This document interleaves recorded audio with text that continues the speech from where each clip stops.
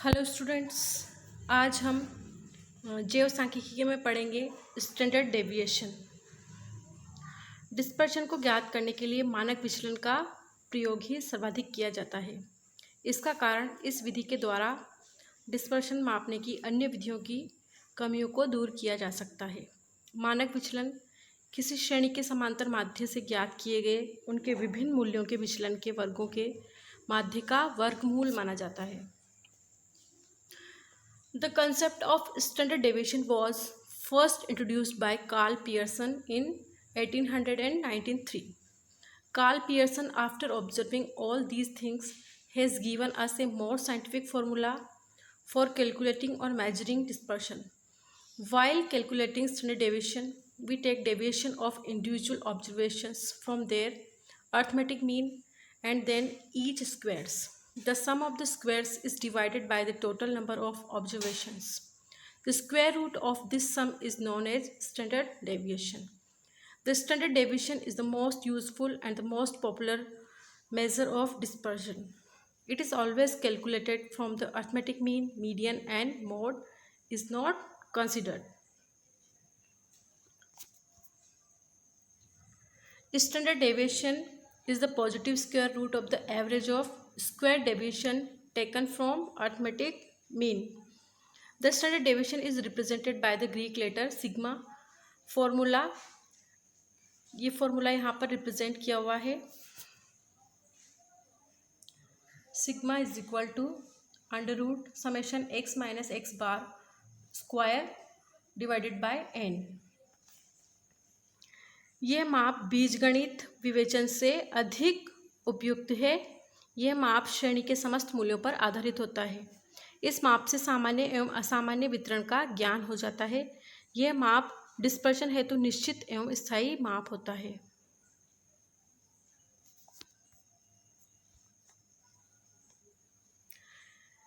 यहाँ हम देखेंगे कि व्यक्तिगत श्रेणी में मानक विचलन की गणना हम कैसे करते हैं। इसके लिए यहाँ पर एक ये फॉर्मूला दिया गया है, sigma is equal to under root summation X square divided by N.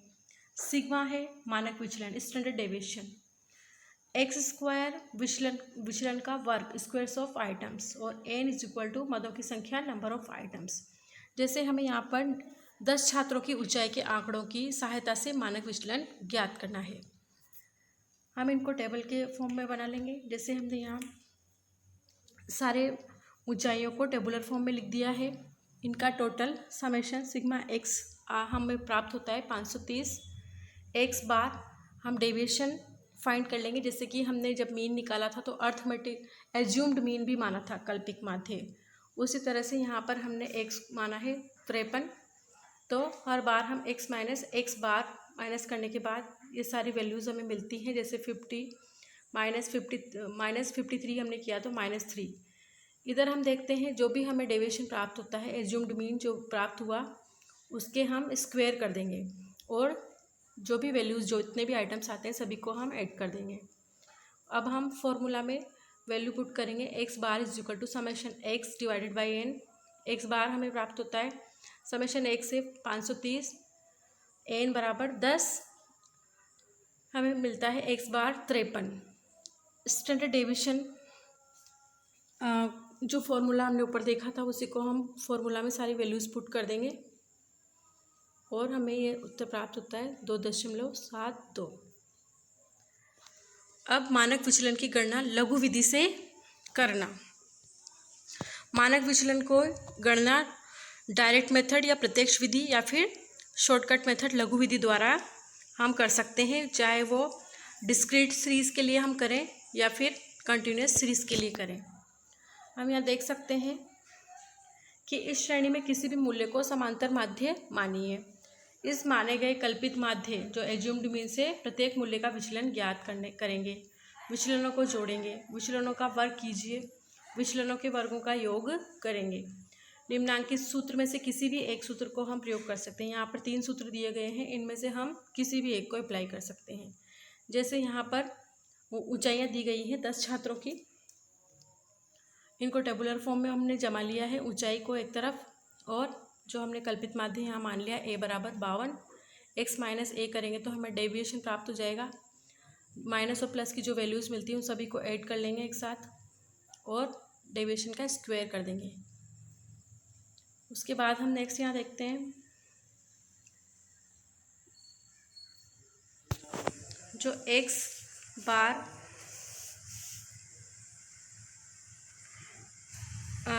Direct method से जब हम इसको फाइंड करेंगे तो जैसे हमें यहाँ पर कुछ आंकड़े दिए हुए हैं, जैसे आकार दिया हुआ है और आवृत्ति भी दी हुई है। आवृत्ति n बराबर हम सभी को जोड़ के 685 यहाँ पर मिलती है। उसके बाद इसको फाइंड करने का फॉर्मूला है standard deviation is equal to under root sigma F X square divided by N. Sigma है मानक विचलन, एक्स स्क्वायर है विचलनों का वर्ग, एन है आवृत्तियों का योग। एन बराबर यहाँ फाइंड कर ही लिया है एफ एक्स, एफ और एक्स को गुणा कर देंगे। विचलन जैसे हमने कल्पित माध्य मानकर विचलन निकाला था वैसे यहाँ पर भी विचलन निकाल लेंगे और इनका एक्स स्क्वायर कर देंगे और एफ एक्स जो यहाँ आया है उसका एफ एक्स स्क्वायर करने के बाद हमें ये सारी वैल्यूज़ मिलती हैं।